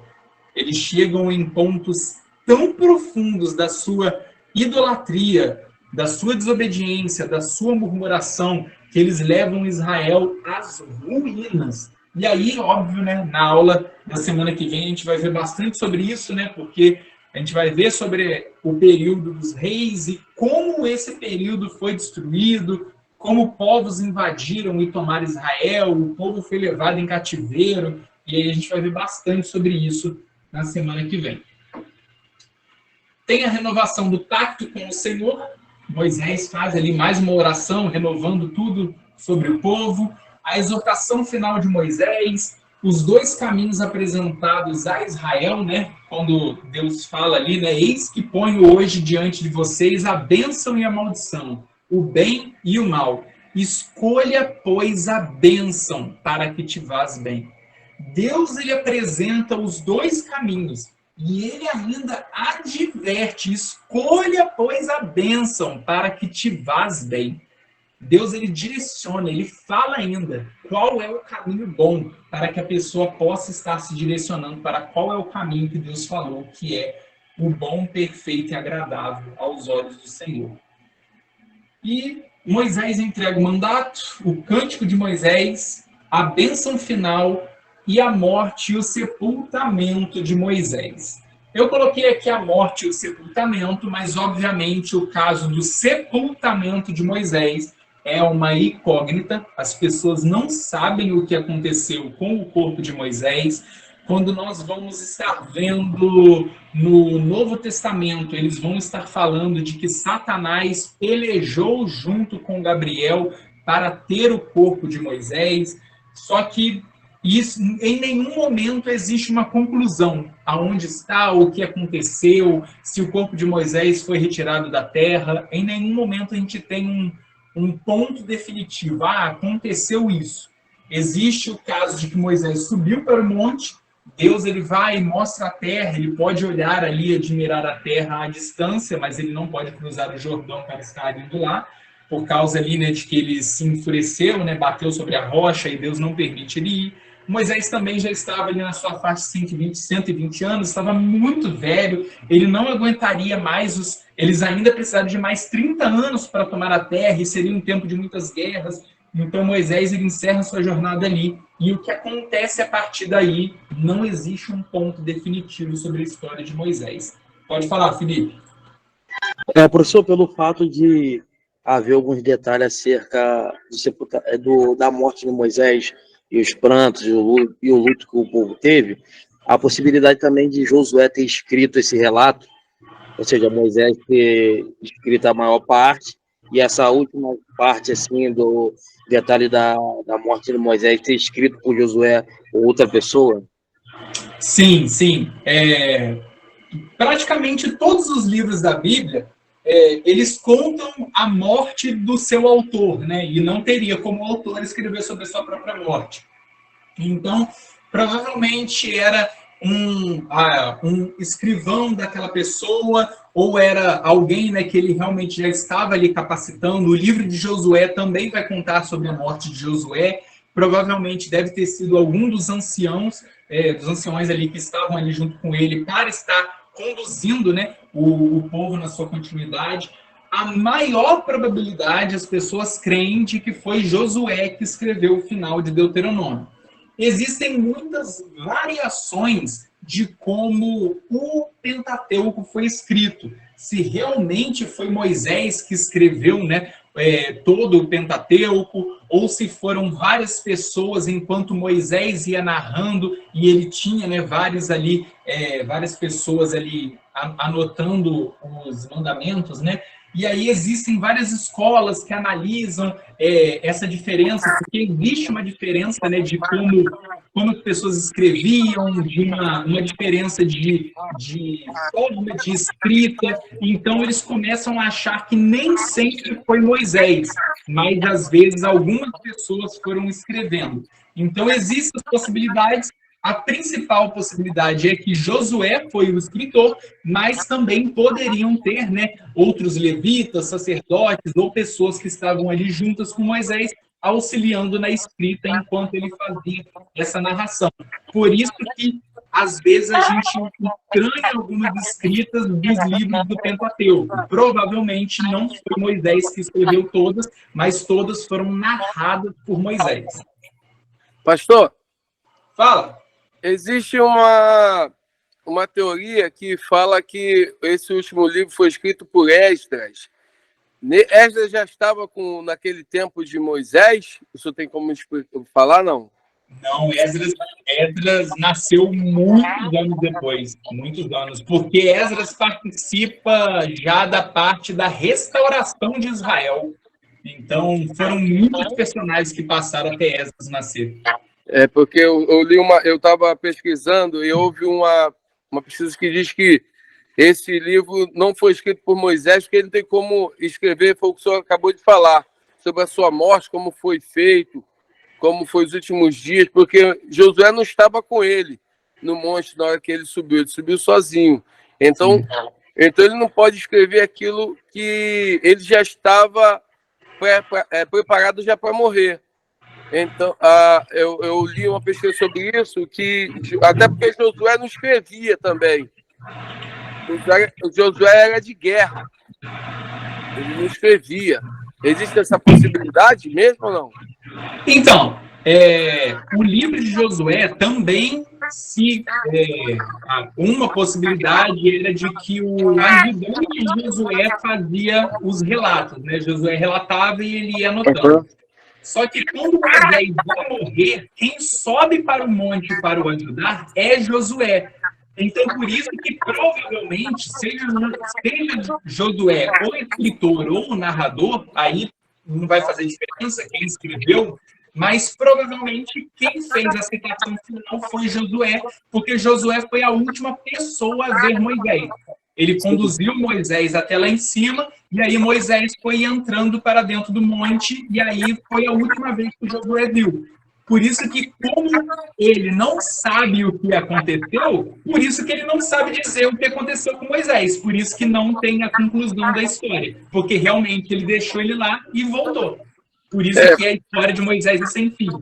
Provavelmente eles passaram o período procurando, né, o corpo. Ele fala que procurou e não achou. Sim.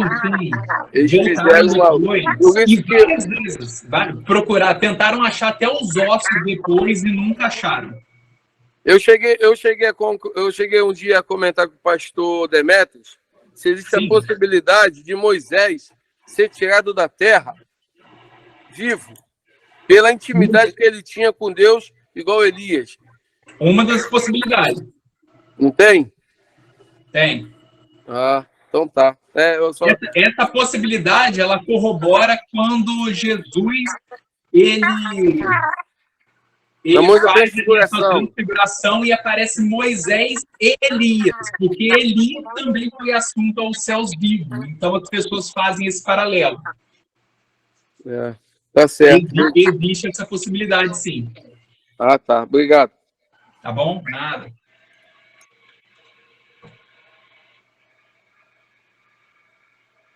E aí, beleza. Aí aqui a gente viu, né, a morte e o sepultamento de Moisés, que tem essas possibilidades aí que a gente viu de acordo com o que eles creem. Aqui entra muito, né, a tradição oral, né, do que eles acreditavam, de quais eram as possibilidades. Por isso que existem tantas vertentes, tantas possibilidades. De quem escreveu, como foi os últimos momentos, foi assunto ao céu, morreu, o anjo Gabriel levou o corpo dele para que não pegasse para fazer adoração. Existem muitas possibilidades do que aconteceu.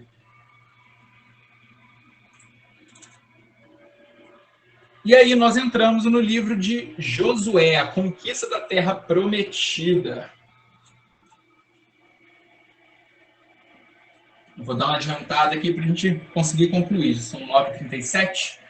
Beleza. E aí a gente chega aqui. A primeira parte é a preparação. Josué, ele inicia ali a sua fase, né, na liderança. Nós vemos ali logo Professor, no capítulo desculpa. 1. Oi, pode falar.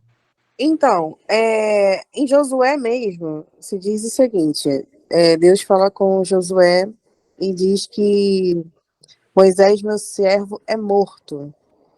E aí tu vê essa possibilidade como, sei lá, talvez não a possibilidade de ter sido levado vivo, né? Sim, ser arrebatado. Existe as teorias de que ele pode ter sido arrebatado. Para mim, eu não creio, porque no Novo Testamento também fala de que Satanás e Gabriel pelejaram pelo corpo de Moisés, né? Então, eu realmente creio de que ele morreu. Isso, o corpo, exatamente. Isso. Amém, Mas amém. provavelmente ele deve ter morrido. Amém. Perfeito. Tá bom? Obrigada. Nada. E aí, quando Josué, né, ali em Josué capítulo 1, Deus vai e encoraja Moisés, fala com ele, né, fala assim, seja corajoso, seja forte, eu te mandei, então vai, tenha bom ânimo, né? E por causa de todas essas coisas, Josué, ele impetra ali diante do povo, né, uma santificação, uma purificação diante do povo. Naquele momento, né, vai estar acontecendo ali, Josué ele vai estar circuncidando os homens antes deles estarem ali cruzando, né, porque durante todo o período que eles ficaram no deserto, eles não tinham se circuncidado, então circuncisão é feita em bebês e fizeram em homens adultos, então eles ficam ali uma faixa de 3 dias ali fragilizado, então eles fizeram isso antes para estar ali cumprindo toda a lei de Moisés, que Moisés tinha acabado de repetir, para que eles estivessem 100% alinhados com Deus, com toda a lei que eles tinham ali, para que eles pudessem realmente estar transitando e estarem conquistando tudo que o Senhor tinha prometido para eles. E aí acontece, né, o primeiro milagre, né, a primeira grande ação de Josué, que Deus, através dele, faz o Rio Jordão ser aberto, com a Arca da Aliança passando à frente. É muito interessante nós analisarmos isso, porque em toda a história de Israel, a partir de agora, que já existem, né, os levitas, os sacerdotes e a arca, diante de tudo isso, na frente do exército sempre iam os levitas. Quem ia na frente do exército não era cavalaria, não era soldado, arqueiro, não era nada disso. Eram sempre os levitas e a Arca da Aliança ia na frente, porque era o simbolismo para eles de que Deus estava indo diante deles, então eles sabiam de que Deus ia ganhar aquela batalha para eles. Esse era o simbolismo. Deus ia à frente e eles pelejavam a batalha de Deus. E aí acontece a conquista da terra, né? São aproximadamente 30 anos de conquista, a terra é repartida, as porções, né, são divididas ali, as tribos orientais e ocidentais, né, porque algumas terras já tinham sido tomadas antes deles cruzarem o Jordão, e algumas terras, a maioria das terras são depois do Jordão, então tem a divisão, as tribos, né, que tinham assumido as terras antes do Jordão, elas fizeram um pacto de, mesmo já ganhando a sua porção da herança, elas irem pelejar junto com seus irmãos, né, com as outras tribos. De um lado do Jordão ficam 2,5 tribos, e do outro lado do Jordão ficam as demais tribos. E aí, quando termina toda essa partilha, as 2,5 tribos do outro lado do Jordão regressam para as suas terras e eles começam a tomar a terra ali. Infelizmente, durante todo esse período de guerra, eles não conseguiram expulsar todos os povos. Tem o caso, né, de que uma tribo enganou Josué, e Josué não consultou Deus para ver se era para fazer aliança ou não, e ele faz aliança com o povo e não pode quebrar. Essa aliança a gente vai ver semana que vem, porque ele faz aliança com um povo, Saul mata esse povo, e aí o povo de Israel começa a passar, né, começa a passar por muitas dificuldades, e aí Davi tem que restaurar a aliança com esse povo, e aí a gente vai vendo nesse quesito do voto com Deus. A lei ali que Moisés tinha dado, né, falava muito sobre a importância dos votos que são feitos, então tem isso, e infelizmente eles não conseguiram vencer todas as guerras que eles foram passando, e muitos povos inimigos, né, os Zeus ali da Bíblia, né, eles ficam misturados, servindo, eles pagavam até taxas, né, faziam ali seus trabalhos servindo ao povo, mas infelizmente a ordem de Deus era de que eles eliminassem todos os povos, mas eles não conseguiram. E aí as tribos começam a retornar, e aí tem a despedida e a morte de Josué. Nessa despedida, né, é muito interessante, eu gosto muito de fazer essa análise, porque o livro de Josué, ele inicia no capítulo 1, falando sobre Josué, né? Deus menciona Josué falando que meu servo Moisés é morto. E aí ele fala sobre Josué, que Josué, servo de Moisés, e aí ele fala, Josué é filho de Num. Então, e quando vai acabar o livro de Josué, não é mencionado mais Moisés, é mencionado Josué, servo do Senhor. Então, existe toda essa transição, né? Josué, ele realmente trilhou o seu caminho com Deus, ele realmente foi um sucessor de Moisés, né? O sucessor que era necessário. Então, eu gosto muito disso, eu gosto muito dessa analogia que nós podemos estar traçando, né? Do início, o início da jornada de Josué, obviamente, ele já acompanhava, né? Já tinha feito muitas guerras, mas ali é o momento em que ele assume a liderança, e ele se vê numa dificuldade, tipo assim, poxa, eu tenho que substituir Moisés. E o próprio Deus menciona ele como servo de Moisés, que era servo de Deus. E aí nós vemos realmente essa importância de nós termos a nossa história com Deus, para que nós também, né, para que nós não venhamos estar sendo servo de alguém, seguindo os passos de alguém, mas realmente servo de Deus, a nossa história com Deus. Pastor, fala. Talvez seja esse seja um dos maiores erros de Josué, quando ele assim, guiou o povo, ele não ter feito um sucessor. Talvez esse foi um dos maiores erros de Josué.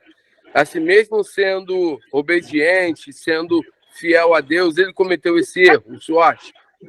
Então, é complicado a gente analisar. Josué realmente ele não teve um sucessor da mesma forma que Moisés. Uma única liderança. Porque o caso que nós podemos analisar, quando Moisés ele faz essa sucessão, é porque o povo todo vivia junto, era um único agrupamento de pessoas. Só que quando Josué ele envia tribos para cada uma das suas terras, Josué ele realmente não tem a tarefa. A tarefa dele ali como general, como condutor do povo. E aí Josué ele não levanta um sucessor. Josué ele coloca sucessores em cada uma das tribos. Tanto que a palavra vai dizer, né, quando nós viramos agora para o livro dos Juízes, que vai dizer que enquanto Josué estava vivo e enquanto todos os idosos, né, todos os líderes que Josué levantou permaneceram vivos também, todo o povo se manteve na lei de Deus. O quesito foi que essas lideranças que Josué levantou não prepararam outras lideranças. E aí o povo começou a se corromper. Josué ele levantou mais sucessores do que Moisés. Ele levantou um sucessor no mínimo para cada tribo, para que ele estivesse ali focado dentro do seu próprio território. Só que aí, infelizmente, essa transição se perdeu na próxima geração. É porque tem muita gente que segue uma pessoa, né? Quando tem várias pessoas, não vai conseguir agradar todo mundo. Aí tem sempre, como o senhor falou aí, Moisés teve Corá, que se levantou contra ele. Vai ter sempre alguém para se levantar quando você é um líder. Então, quando você faz um sucessor, você vai ter sempre, como o senhor falou, Josué tinha cada um chefe de cada tribo, sendo seu responsável por aquela tribo. Isso. Ele levantou um líder para Josué que não dava certo quando ele enviou os espias para vigiar a terra. Ele já tinha deixado para Josué um exemplo que não dava certo isso. Quando Moisés mandou os espias, na verdade estava ensinando a Josué que, na verdade, tinha que ter um. Eu acho, né, na minha opinião, tá? Que quando você estudou o livro de Josué, ele foi vencedor em todas as batalhas quando estava com Deus. Da permissão de Deus, né? Nós sabemos que algumas guerras, como o senhor falou, ele não venceu todas. Mas quando ele botava Deus na frente e obedecia, ele ganhava. Então, acho que se ele pedisse a Deus, que Deus revelasse alguém para ser sucessor dele, será que Deus não colocaria, não? É complicado. A minha visão do que eu consigo analisar é o que Samuel vai passar. Porque Samuel, ele se colocou como sumo sacerdote e como profeta. E Samuel, ele se sentiu ofendido porque o povo queria um rei. E Josué, ele não aceitou para si a posição de se colocar como rei de Israel. Josué, ele falou assim, eu cumpri o meu mandato. E agora o povo, quando precisar, eles têm o sumo sacerdote, tinham as tribos, né, para estarem ali falando com os levitas. Então, Josué ele cria de que o povo tinha que ter Deus como sua principal liderança. Porque na mente de Josué, tipo assim, a minha missão era conseguir a terra que Deus prometeu. Agora que eu já consegui a minha etapa de conseguir tudo que Deus prometeu, agora o Senhor vai cuidar do seu povo. Aí, Josué, eu coloquei líderes para estar cuidando de cada um dos territórios, para que o povo também não tivesse ficar se deslocando para conversar com Josué, até porque o próprio Moisés também levantou esses líderes sobre cada uma das tribos, só que aí Josué ele se limita ali, ele coloca Deus como a supremacia, né? Porque até o livro de Samuel, todas as tribos eram regidas pelos seus líderes locais e quando precisava, conversava com um sumo sacerdote. E aí o povo começa a pedir um rei assim como as tribos, assim como os povos ao redor. E aí Deus mesmo vai falar, Samuel, não precisa se entristecer, porque eles não estão ofendendo a você, eles estão ofendendo a mim, porque eles não querem que eu seja o Deus deles. Então eu acho que é mais pela índole de nem ter alguém como um rei, que acabou acontecendo depois, do que a índole de que Josué falhou. Eu acho que o povo realmente se corrompeu, porque o quesito era realmente de que sempre Deus era para ter um cargo maior sobre Israel. Tá certo. Obrigado. Beleza? Pode falar, Felipe. Professor, uma coisa que me veio aqui à mente agora é acerca do culto, da adoração do povo de Israel, já dentro da Terra Prometida, e que também se inclui no período dos juízes. Naquela época, era todo o povo que saía em adoração, ou somente cada líder de cada tribo que ia ao templo para fazer os sacrifícios pelo povo e recolher os dízimos? Porque Não, seria muitas pessoas ali. perdão? Porque seria muitas pessoas na porta do templo, levando diversos animais, e talvez não daria nem tempo de 24 horas fazer todo o sacrifício. Sim. Tinha os sacrifícios esporádicos, né? Que a pessoa, se ela se sentia comovida ou cometeu alguma coisa, esses sacrifícios eles faziam de tempo a tempo. Mas quando acontecia o período das festas, esse período o povo inteiro ia. Aí, tipo assim, ia 100% das pessoas? Obviamente que não. Tinham as pessoas que tinham que ficar tomando conta das terras para os inimigos não invadirem. Então, tipo assim, ia a massa das pessoas. Vamos dizer que, tipo assim, iam alguns representantes de cada família. E aí eles levavam o sacrifício pela casa inteira, todas essas coisas. Mas, de tempo em tempo, eles se revezavam para que todo o povo realmente pudesse ir. Nunca ficava, tipo assim, alguém da família nunca foi no templo. Poderia ser, esse mês eu vou, no mês que vem você vai. Sempre tinha isso, porque eles tinham que manter ainda a proteção dentro das cidades e nos limites ali do território que eles tomaram. Né? Ok, obrigado, senhor. Ficou bem claro que ali em Samuel, ali, né, quando Eucana levava a sua família, Ana, as mulheres dele, os filhos, praticamente me veio visível na mente isso aí. O chefe de família ali levando a família, talvez ficava alguém, o servo dele dentro de casa, ele levava a família dele para sacrificar perante o Senhor e se alegrar. Obrigado, senhor. Se eles tivessem a condição, né, até porque a viagem era cara, né, tinha que ficar parando nas estalagens, alimentação. Se tivesse condição, Eucana realmente era uma pessoa com umas condições melhores, né, como a palavra vai dizer, mas geralmente eles tinham que ficar, principalmente se eram pessoas que trabalhavam na guarda. Se trabalhasse na guarda, ele não poderia abandonar sua posição, a não ser que ele não estivesse naquele período no turno da guarda dele. Mas as pessoas que estavam na guarda, os atalaias, né, eles não podiam abandonar os seus postos. Aí tinha geralmente esses rodízios, mas no mínimo uma pessoa da tribo, da casa, né, da família, ia representando, levar o sacrifício, todas essas coisas. E esse representante era um homem, né? Até porque as viagens eram longas, aí geralmente um homem, uma mulher, podia levar as crianças até também para já introduzir elas em toda ali a ritualística, os ensinos, então tinha essas coisas, mas às vezes nem sempre ia a casa inteira.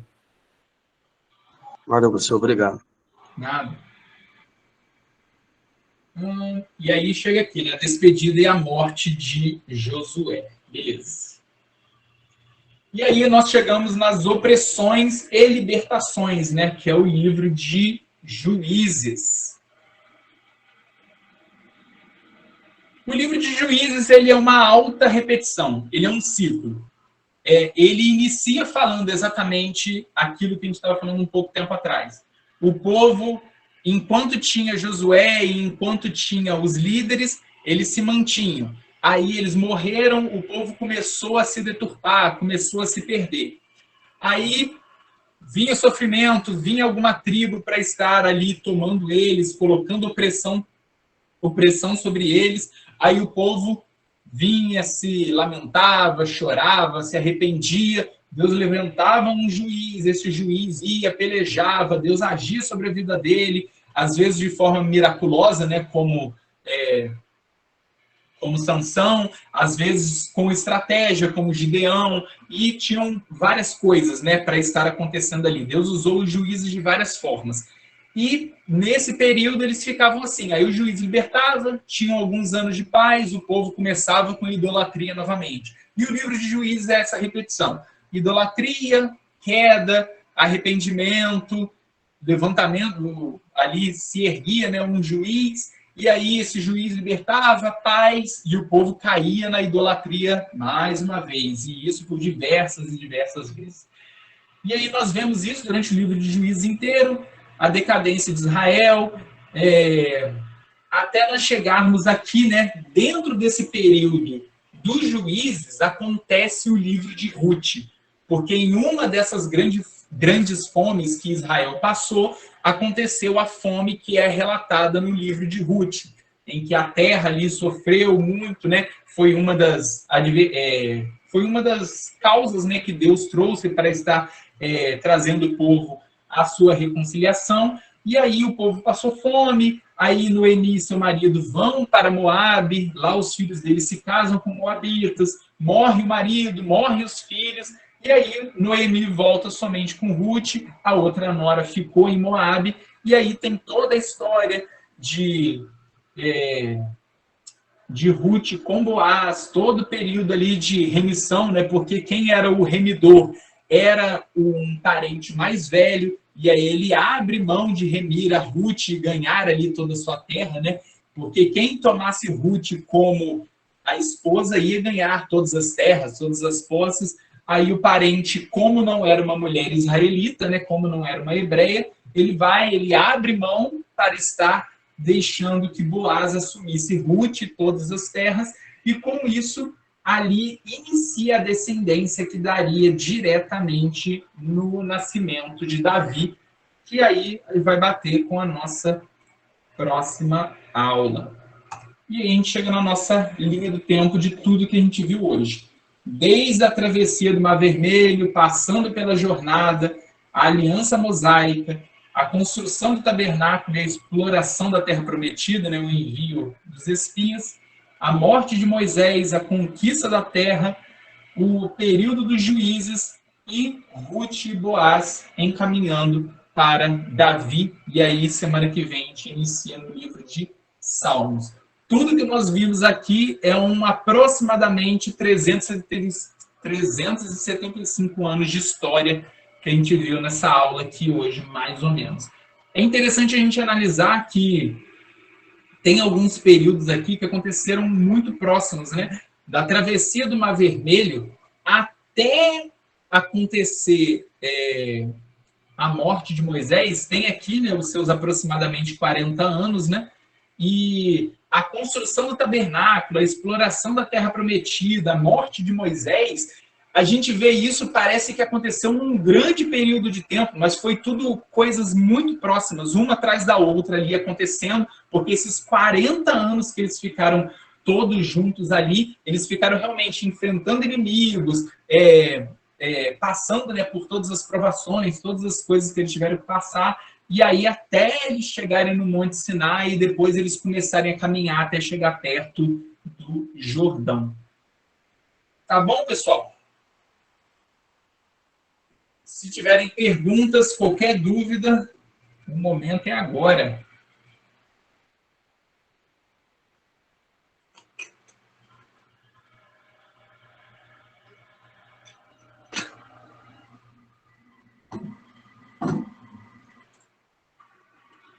Tudo tranquilo? Sem perguntas?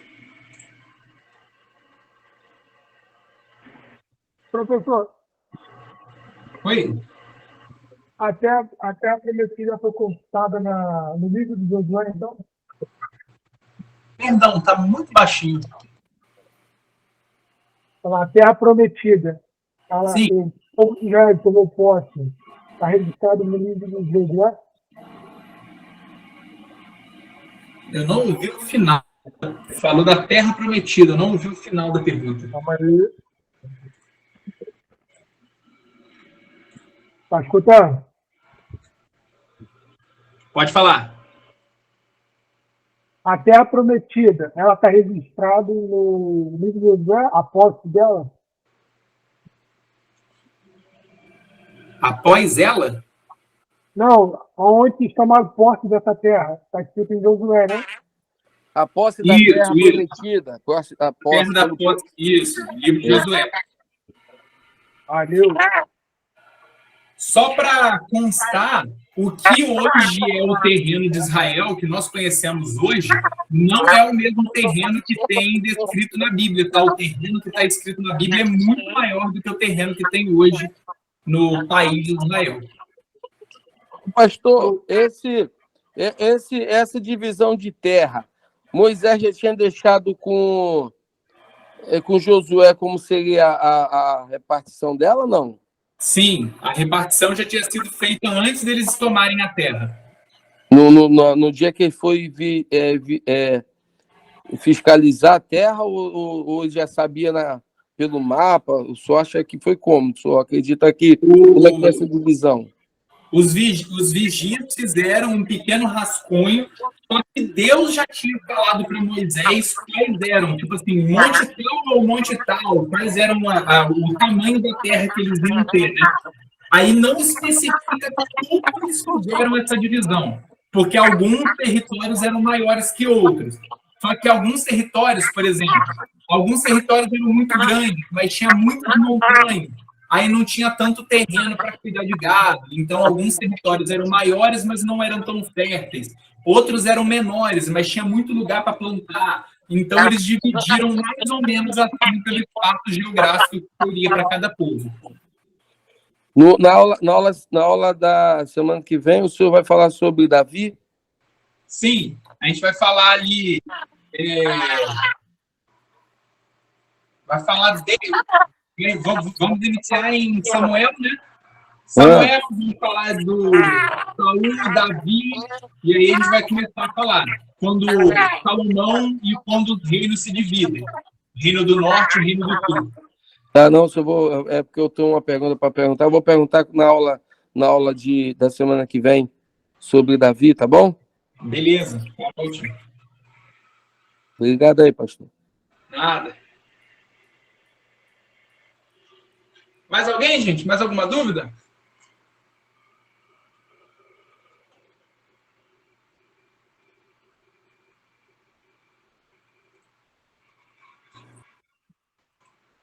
Hoje, pastor, por mim está tudo bem esclarecido, está ótimo. Tá, para mim está tudo perfeito. Ou seja, todas as informações e orientações que foram dadas pelos senhores foi bem conclusivo. Então, a princípio, para mim está tudo certo. Tá ótimo, então. Beleza. Pessoal, se não tiver mais perguntas, a gente pode, então, encerrar por hoje. E aí a gente se encontra semana que vem, tá bom? Boa noite para todos. Deus abençoe. Até semana que vem, então, tá, gente? Fica na paz. Boa noite. Paz. Boa noite, a paz.